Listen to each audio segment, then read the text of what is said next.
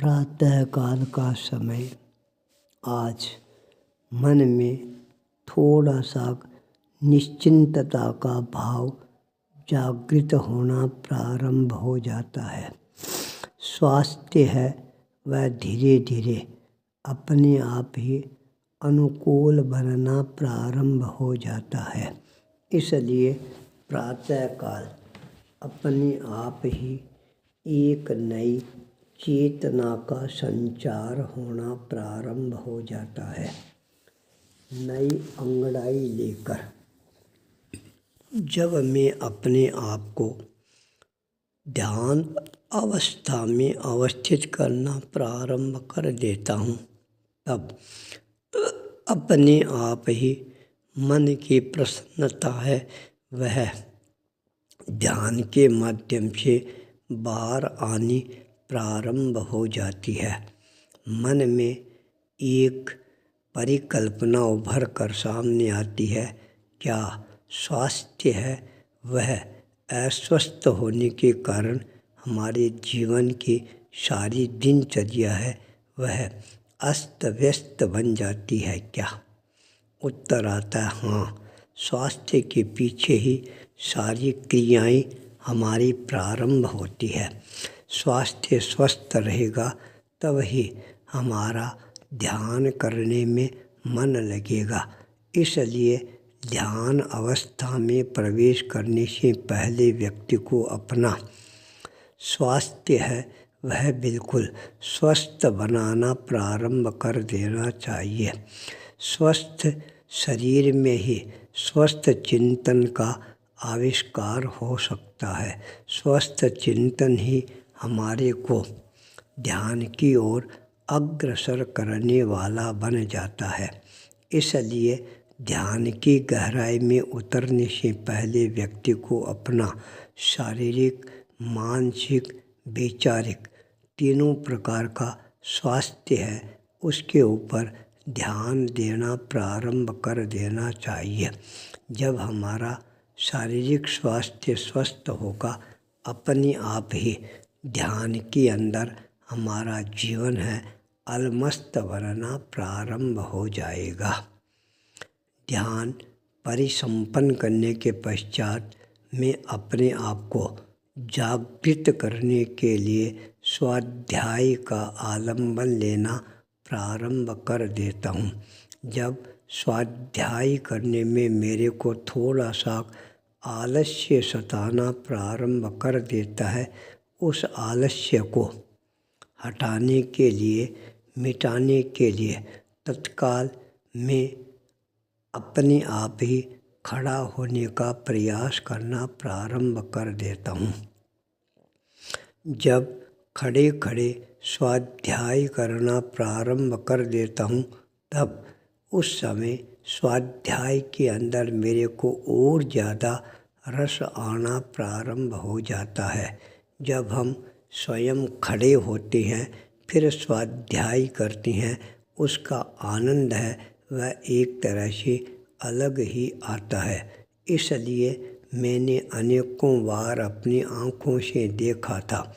जब भी आचार्य तुलसी के पास में हम छोटे छोटे संत पहुँच जाते थे, यदि किसी संत को नींद आने प्रारंभ हो जाती, आचार्य तुलसी तत्काल उसको खड़ा होने का निर्देश प्रदान कर देते थे। जब व्यक्ति खड़ा हो जाता है तब उसकी चेतना है वह भी अपने आप जागृत होने प्रारंभ हो जाती है। आलस्य है, प्रमाद है, वह धीरे धीरे अपने आप ही पलायन करना प्रारंभ कर देता है। स्वाध्याय के लिए आवश्यकता है हम अपने जीवन में जागरण का शंखनाद करके यदि स्वाध्याय करना प्रारंभ कर देती है तो वह स्वाध्याय हमारे जीवन को सही दिशा की ओर अग्रसर करने वाला बन जाता है। स्वाध्याय परिसंपन्न होने के पश्चात मैंने पुनः आसन पर बैठकर पद्मासन लगाकर मंत्र शक्ति की साधना है वह प्रारंभ कर देता हूँ। जब पद्मासन लगाता हूँ तब अपने आप ही रीढ़ की हड्डी है वह सीधी हो जाती है और मेरा जो मंत्र शक्ति का उपक्रम है वह धीरे धीरे मेरे को एकाग्रता की ओर अग्रसर करना प्रारंभ कर देता है। जब हमारा मन एकाग्र बनना प्रारंभ हो जाता है तब हमारी चेतना में अपने आप ही एक नया विस्फोट होता हुआ अनुभव होना प्रारंभ कर देता है। वही विस्फोट आगे जाकर मंत्र शक्ति के द्वारा अनेकों प्रकार की समस्याओं को समाहित करने वाला बन जाता है। स्वाध्याय परिसंपन्न करने के पश्चात आसन, प्राणायाम, योगा का प्रयास करना प्रारंभ कर देता हूँ। उसके पश्चात जब मैं अपनी आत्मशुद्धि के लिए प्रतिक्रमण का आलंबन लेना प्रारंभ कर देता हूँ तब मन की प्रसन्नता है वह अपने आप ही प्रखरता के साथ सामने आने प्रारंभ हो जाती है। प्रातःकाल सूर्योदय का समय होता है। उसी समय अशोक मुनि का स्वास्थ्य है वह धीरे धीरे और ज़्यादा गड़बड़ाना प्रारंभ हो जाता है। परिणाम यह सामने आता है गौतम जी बरड़िया का अचानक आना होता है।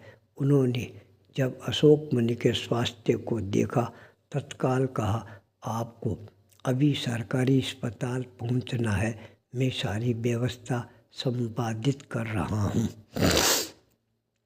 थोड़ी देर के पश्चात गाड़ी आ जाती है। अशोक मुनि सरकारी हॉस्पिटल पहुंच जाते हैं।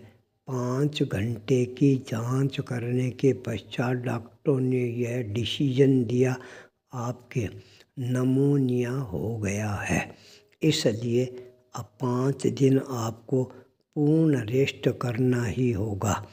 तत्काल इंजेक्शन दवाइयाँ हैं वह देनी प्रारंभ कर दी जाती है। सायंकाल के समय अशोक मुनि 24 भुजाधारी पार्श्वनाथ पद्मावती शक्तिपीठ वापिस पहुंच जाते हैं। जब उनके स्वास्थ्य के बारे में पूछा गया तब उन्होंने कहा, डॉक्टरों ने कहा जो आपने दही खाया था उस दही के कारण आपका सारा शरीर है वह जकड़ गया था और आपने जो दवाइयाँ ली थी वो आपके शरीर के अनुकूल नहीं थी, इसलिए वो दवाइयाँ और ज़्यादा काम बिगाड़ने वाली बन जाती है। नवरात्रि अनुष्ठान के समय जब 21 कन्याओं को भोजन कराया गया था उस समय खीर और पूड़ी का भोजन कराया था। अशोक मुनि ने खीर और पूड़ी है थोड़ी सी ग्रहण कर ली, जिसका परिणाम यह सामने आया उनके फेफड़ों के अंदर असर होना प्रारंभ हो जाता है। निमोनिया सामने आता है। छोटी सी बूंद आगे जाकर कितनी ज़्यादा खतरनाक बन जाती है। समय पर यदि डॉक्टरों का योग नहीं मिलता तो ये बीमारी क्या पता आगे जाकर क्या अपना रंग दिखाती। पर जब अच्छा समय आता है तब अपने आप ही अच्छे व्यक्तियों का, अच्छे डॉक्टरों का योग मिलना प्रारंभ हो जाता है। अब धीरे धीरे अशोक मुनि का स्वास्थ्य है वह स्वस्थ होना प्रारंभ हो गया है। बिना स्वास्थ्य के हमारे जीवन का कोई भी सार नहीं है, इसलिए साधना करने वाले साधक को भी यह चिंतन अवश्य ही करना प्रारंभ कर देना चाहिए। पहले स्वास्थ्य स्वस्थ करो, उसके बाद साधना के मार्ग पर आगे बढ़ने का प्रयास करो। यह अनुभव मेरे जीवन को एक नई दिशा प्रदान करने वाला बन जाता है।